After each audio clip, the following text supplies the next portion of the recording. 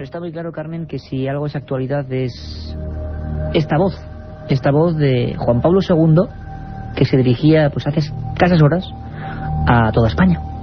Gracias a la juventud española, vino tan numerosa para demostrar a la moderna sociedad. Ahí nos ponía el documento nuestro compañero comandante Carlos Nicolás.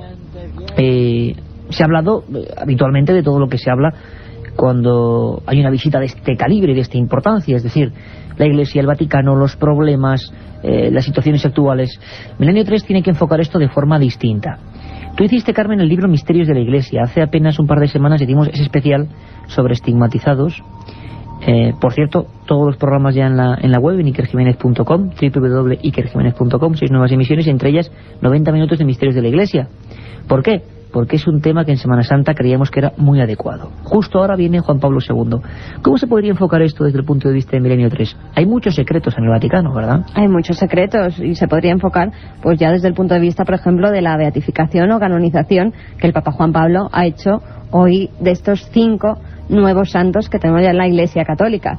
Pero hay mucha trama después dentro de la Iglesia. Esos cuerpos que se mantienen incorruptos, esos estigmatizados de los que hablábamos. También resucitados. Un niño que resucitó y que ha estado en Madrid, ha estado visitando al Papa. Caramba. Por él se ha hecho una de las canonizaciones.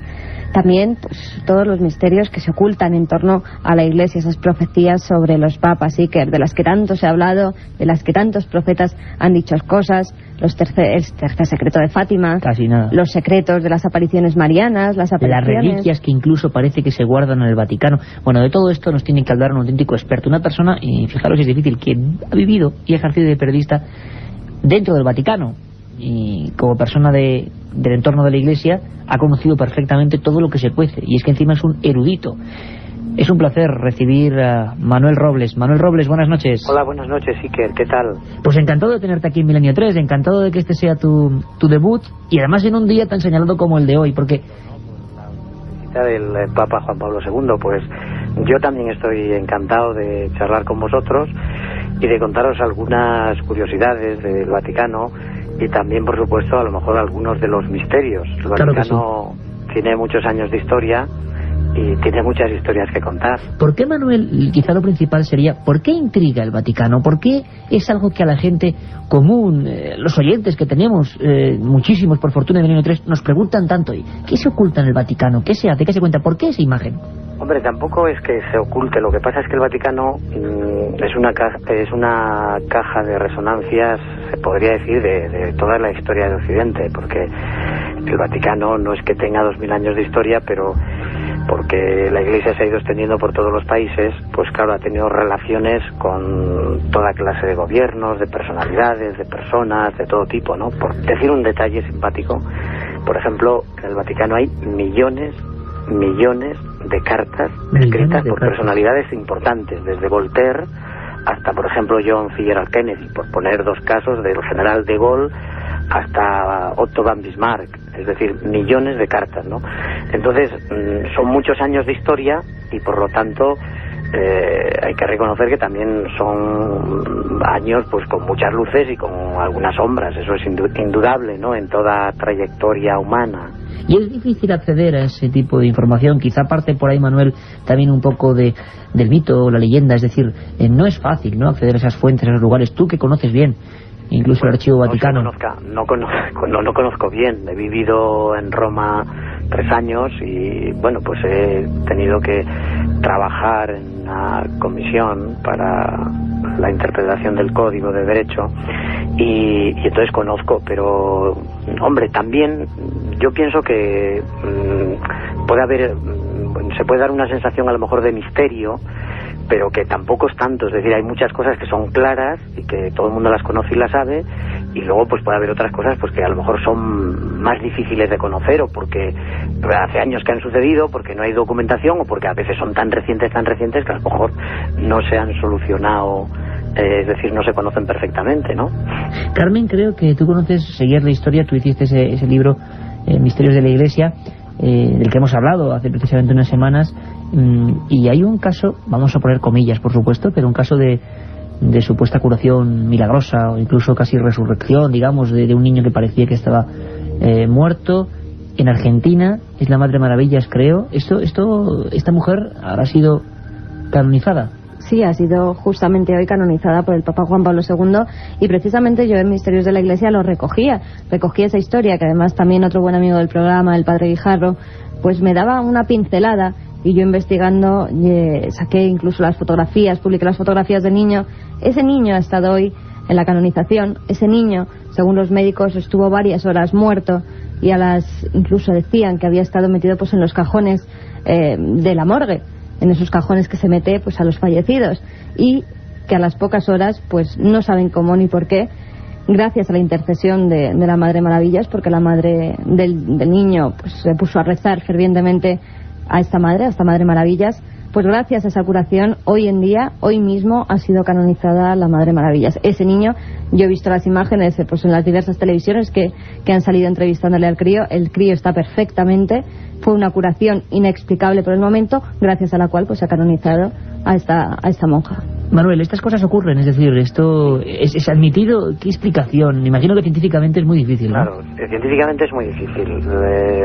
La explicación con la que se domina de una manera para que todo el mundo lo entienda, pues es milagrosa, ¿no? Porque claro, cuando se da un caso como el de este niño que estuvo durante unas horas, parece ser que como ahogado en el pozo en el que se cayó, pues claro, no hay una explicación científica, por lo menos en ese momento, ¿eh? Y por otro lado, pues están estos hechos del niño que lo encontraron, no sé si la madre esta mañana lo comentaba en la televisión, como un par de horas después, y después que ella había oído hablar de la Madre Maravillas, que se había encomendado a ella, y entonces el niño pues volvió otra vez a la vida. Propiamente no es una resurrección, sino que es, por decirlo así, es como si dijéramos una reanimación, ¿no?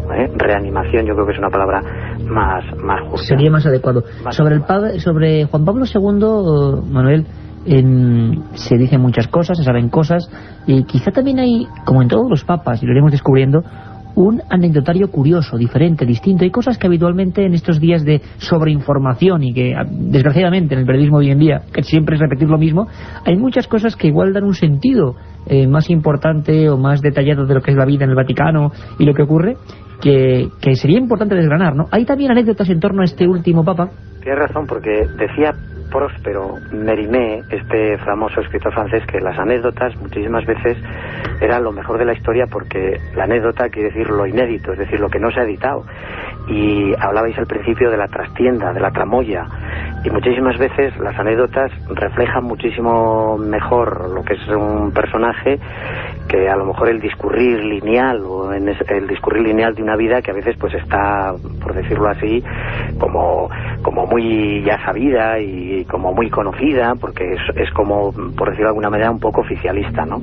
Del Papa hay muchas cosas simpáticas. Pues una de ellas es, por ejemplo, que en todo el siglo XX, todos los papas del siglo XX, no ha habido ningún papa que sea capaz de leer sin gafas. Es decir, todos han usado gafas, y este papa pues lee perfectamente sin gafas. Tampoco ha habido ningún papa que usara reloj de pulsera. Esta tarde cualquiera de los telespectadores pues ha podido observar cómo el Papa llevaba un reloj en la mano izquierda. ¿Y se sabe, Manuel, por qué no se utilizaba un reloj, una cosa tan, no sé, tan práctica, ¿no?, como el reloj de pulsera en los papas? Bueno, pues quizá es porque es una costumbre. La gente, esto es una costumbre personal, pero que da un poco del tono, por decirlo así, humano, deportivo, simpático, salado, agradable que tiene el Papa. Normalmente este es un Papa también que hacía 160 años que no llegaba nadie a ser papa con 58 años. Es decir, todos los papas que desde hace 160 años para acá han sido papas después de 60 años. Y entonces, hombre, después de 60 años o con 70 o con 75, pues se ve que por la formación, el estilo, la educación, pues todo el mundo llevaba su reloj de bolsillo, ¿no? Lo mismo Pío X, que Pío XI, que Pío XII, ¿no? Ese es un detalle pues muy simpático. Luego otro detalle también muy simpático del Papa es que es el único Papa del siglo XX que es capaz de cantar bien en latín el Ite Missa Es, que es una de las cosas más difíciles que se puede cantar en música gregoriana, ¿no? Por ejemplo, Pablo VI no cantaba muy mal, ni tampoco Juan XXIII, ni tampoco Pío XII, por referirnos a así un poco todavía cercanos. Pero este Papa tiene muy buen oído y tiene muy buena voz, aunque ya tiene muchos años, y entonces lo ha cantado sin desafinar, porque cantarlo relativamente bien o desafinando poco o de una manera agradable es posible, pero este lo ha hecho sin desafinar. Qué curioso, estoy seguro que la gente no lo sabe. Has hablado de Juan XXIII, Manuel, sí, que es uno de los papas por los que más nos escriben, y sobre todo por dos circunstancias que entran de lleno sin duda en las cosas sobre los que casi leyenda urbana o auténtico misterio, no lo sabemos. De Juan XXIII se dicen dos cosas importantes, Carmen. Una que es la supuesta incorrupción de su cuerpo, y otra las profecías, ¿no? Sí, sobre todo la incorrupción. Además, hace pocos meses se mostró por Roma, por la ciudad del Vaticano, se mostró el cuerpo de Juan XXIII que estaba incorrupto. Luego el propio Vaticano fue el que dijo que se había mantenido incorrupto pues gracias a un suero que le inocularon para mantenerle así, también una especie de cera que se le dio por la cara y por las manos. Y en cuanto a las profecías, yo creo que Manuel tiene mucho que decirnos en torno a las profecías sobre los papas. Hombre, las profecías sobre los papas es que es muy largo y prolijo. Para hacer un programa especial solo sobre ese tema, ¿verdad? Que habría que hacer un programa sobre lo que es decir, sobre todo sobre este tema, ¿no? Pero es cierto que ha habido papas que se han, digamos, aventurado, Manuel, no sé, a intentar dejar por escrito futuros que estaban por venir, porque suena en un principio un poco... Yo creo que eso no, yo creo que queda un poco dentro de, quizá, del ámbito del misterio, entre comillas, de este mundo que puede ser así un poco el Vaticano, el mundo de los papas, porque, hombre, normalmente un papa, quiero decir, no conoce ninguno así el futuro, lo que va a pasar, ¿no? Es verdad que ha habido, pues no sé, algunos personajes históricos como el famoso Nostradamus, pues que ha adelantado una serie de detalles sobre que estamos ya al final de esta era en la que vivimos y que no tardará muchísimo en llegar al fin del mundo, pero yo creo que eso es no digo que sea habría que hablar de esto y profundizar más, no digo que sea absolutamente ficción, pero nadie sabe, por decirlo así, cuál es el futuro ni cuándo es el fin del mundo, ¿no? Porque eso no está, por decirlo así, ni detallado, ni escrito, ni definido, ¿no? Entonces, yo creo que sobre esto hay un poco de misterio, ¿no? Un poco de misterio que tampoco es que sea absolutamente malo, pero que se queda ahí en esa nebulosa, Manuel, serían otros personajes como el que has nombrado, como Nostradamus o el propio Padre Pío, que vaticinó también, profetizó a Juan Pablo II que iba a ser papa en un futuro y que iba a padecer un sufrimiento físico, que luego más tarde, cuando se produjo el atentado de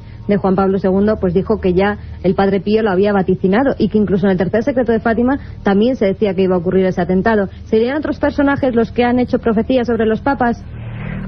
Bueno, estos dos personajes, por ejemplo, uno de ellos como el Padre Pío, pues parece ser que, hombre, estos temas, es decir, esta afirmación, no quiero decir ni muchísimo menos que sea una exageración, parece que tiene un poco de fundamento, pero también es un tema un poco largo y habría que hablar y matizar, ¿no? Parece ser que el Padre Pío, que conoció a Juan Pablo II cuando era pues un sencillo obispo de Cracovia, porque lo conoció pues recién nombrado arzobispo, pues habló con él y vio un poco su categoría, su talla humana, y bueno, pues parece que hizo esta profecía, pero vamos a ponerla entre comillas. Lo de el secreto de Fátima sí que tiene un poco más de, diríamos, de visos de verdad, pues porque hace poco, como 2 años así, el Vaticano, a través del cardenal Ratzinger, pues escribió una nota, o dio publicidad a una nota en la que se decía un poquito que este papa sufriría un atentado y que saldría de él y tal, ¿no? Entonces, bueno, pues eso yo creo que está un poco más cercano a la realidad, ¿no? Lo otro, no digo que no sea absolutamente verdad, pero es un tema pues para matizarlo un poco más, ¿no?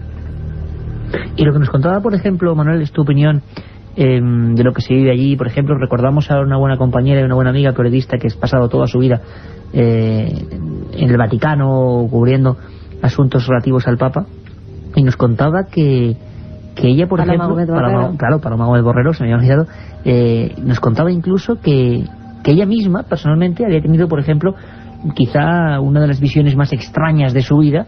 Y nos hablaba, creo que de un tal Fray Piccolo, ¿no, Carmen? Que podía ser otros personajes, yo no sé si ficticio, imaginario, legendario o quizás real, que estaban dentro del entorno del Vaticano. ¿Conoces la historia, Manuel? ¿Sabes? ¿Has escuchado? Sí, la historia la conoce todo el mundo que ha vivido en Roma. Cuéntanosla un poco. ¿Qué se cuenta de esta historia? La historia de Fray Piccolo, más que del Vaticano, que algo de relación tiene, es la historia de un monje enamorado de una mujer y que tenía mucha relación con la embajada española en el Vaticano. La embajada española, España tiene 2 embajadas, una ante el Vaticano y otra ante el Quirinal, y entonces este monje solía ir mucho por esta embajada. Y bueno, pues era un personaje muy simpático, muy agradable, muy salado, y cuando murió, cuando desapareció, pues varias personas a lo largo de, diríamos, de la historia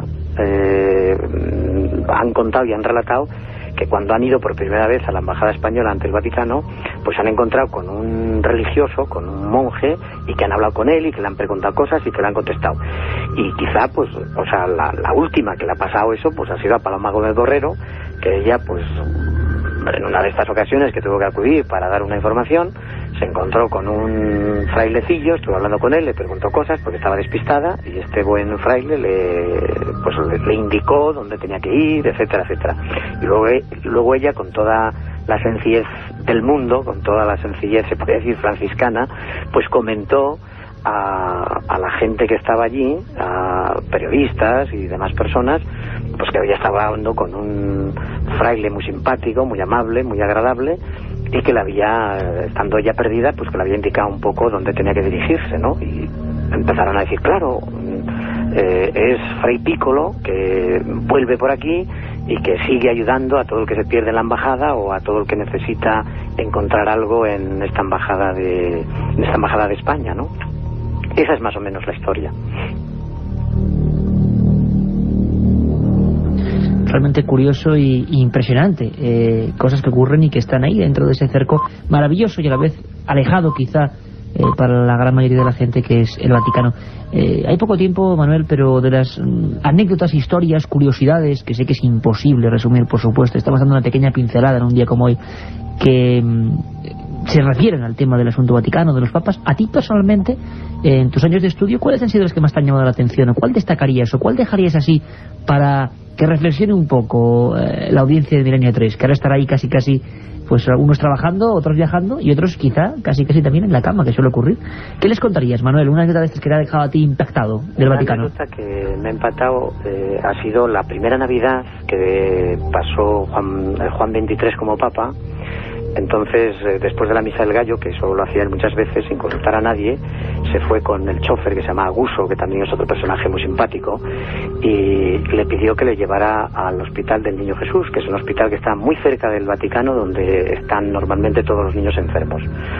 Entonces, como no había avisado a nadie en el hospital, las monjas allí se arremolinaban azoradas y nerviosas, y claro, sin saber qué hacer, porque no venía nada menos que el Papa, y estamos hablando de, pues, casi hace 40 años, ¿no? Entonces, entre los niños enfermos acogidos en el hospital, todos le gritaban, le llamaban, Papa Juan, ven. Y uno de los niños, que se llamaba así, Carmelo Lemma, al pasar a su lado, lo tocó tembloroso y le dijo, ¿no? Tú eres el Papa, ¿verdad? Pero no te veo.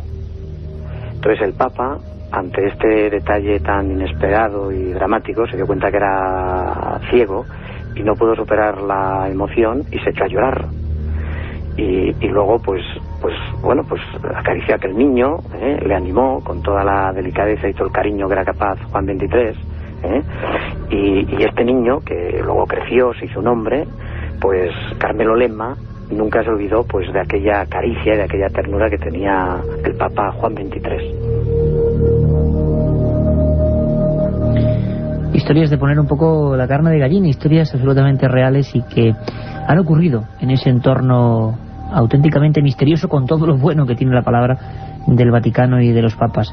Estoy seguro que a partir de ahora vamos a recibir muchas más cartas en torno a los asuntos del Vaticano y de los papas. Haremos programas, ya hemos dicho que el tema de las profecías merece uno, el tema de lo que es la vida cotidiana en el Vaticano puede merecer otro, porque la gente no sabe. Hablaremos del Archivo Vaticano, tantos mitos en torno a lo que se guarda en el Archivo Vaticano, y que algunos privilegiados, como Manuel Robles, compañero, periodista que vive en el Vaticano, que cubre las páginas de religión de ese periódico que es La Razón, pues nos va a aportar de cuando en cuando informaciones de ese tipo que creo que son realmente interesantes y que habitualmente no se dan. Manuel, muchas gracias por tu información. No te olvides de las 3 reliquias del Vaticano: el lienzo de la Verónica, el trozo de la Veracruz y luego también el trozo de la lanza que atravesó el costado de Cristo, que son las 3 reliquias más importantes del Vaticano y que se exponen en las fiestas diríamos así importantes de... ¿Y qué serían? ¿No lo vamos a repetir? Pues el lienzo de la Verónica, el trozo de la Veracruz, de la cruz de Cristo, y luego también el hierro de la lanza que atravesó el costado de Cristo, que por esto Hitler estuvo a punto de, por decirlo así, de vender a Alemania por conseguirlo, porque creía que con el trozo de la lanza de Cristo pues se haría invencible, ¿no? O sea que es una historia también muy bonita y que encaja estupendamente en el programa que diriges. Impresionante, Manuel. Historias, fíjate, entremezclamos ya personajes todo lo contrario, ¿verdad? Realmente malignos, según los historiadores, para lo que fue la historia de la humanidad. Hitler quería esos objetos de poder, historias, como decimos, francamente apasionantes y que tú conoces mejor que nadie. Un abrazo muy fuerte y te esperamos dentro de muy poquito con programas especiales en Milenio 3. Estupendo, ¿eh? Nos vemos. Muchas gracias a vosotros. Un abrazo. Hasta siempre.